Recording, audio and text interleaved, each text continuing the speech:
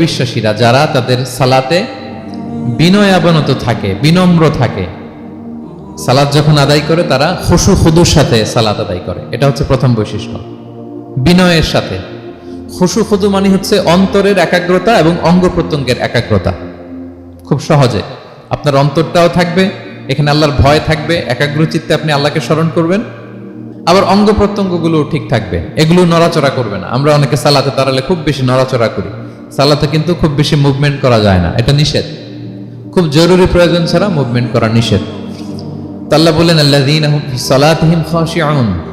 প্রথম বৈশিষ্ট্য হচ্ছে যারা তাদের সালাতে বিনয়াবনত থাকবে, একাগ্র চিত্তে সালাত আদায় করবে। এতটা একাগ্র চিত্তে তারা অন্তরের মধ্যে এই উপলব্ধি ধারণ করবে যে আমি যে ইবাদত করছি এটা আল্লাহ দেখছেন, Allah is watching me, Allah is observing me, Allah তাআলা সরাসরি দেখছেন।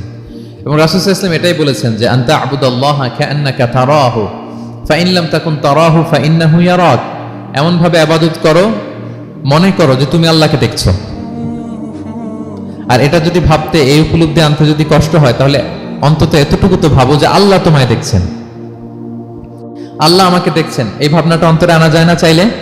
চাইলেই আনা যায়। আমরা যেন এই উপলব্ধিটা নিজেদের মধ্যে, রিয়েলাইজেশনটা বিল্ড আপ করার চেষ্টা করি যে আমি যে মুসল্লায় দাঁড়ালাম, এই যে আমি কিয়ামুল লাইল করতেছি, এই যে তারাবিতে আমি 20 রাকাত পড়তেছি লম্বা সময় ধরে, আল্লাহ কিন্তু দেখছেন। আমার সিজদা, আমার রুকু, এগুলো আল্লাহ তাআলা সরাসরি কি করছেন? দেখছেন। এই ফিল নিয়ে যদি আপনি সালাতে দাঁড়ান, এটা হচ্ছে খুশু খুদু। সাহাবারা এতটা বিনয়াবনত ভাবে একাগ্র চিত্তে নিমগ্ন হয়ে সালাতে প্রবেশ করতেন। মরুভূমির মাঝখানে ওনারা সালাত পড়ার সময় মাঝে মাঝে মরুভূমির পাখি এসে ওনাদের কাঁধে বসে যেত, মাথায় বসে যেত। পাখিগুলো মনে করতো এগুলো হয়তো খেজুর গাছ টাছ কিছু একটা হবে। কি হবে? খেজুর গাছ হয়তো হবে। আবার যখন রুকুতে যেতেন, পাখি উড়াল দিত।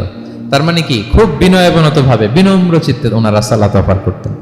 তাহলে এটা হচ্ছে প্রথম বৈশিষ্ট্য। প্রিয় ভাইরা, আমরা যেন সালাতে অত্যন্ত বিনয়ের সাথে, একাগ্র চিত্তে, with full of solemnity and submission, একটা সাবমিসিভ ভাব যেন আপনার থাকে, যে আপনি নিজেকে সর্বোচ্চ উজাড় করে নিজেকে আল্লাহর কাছে পেশ করছেন।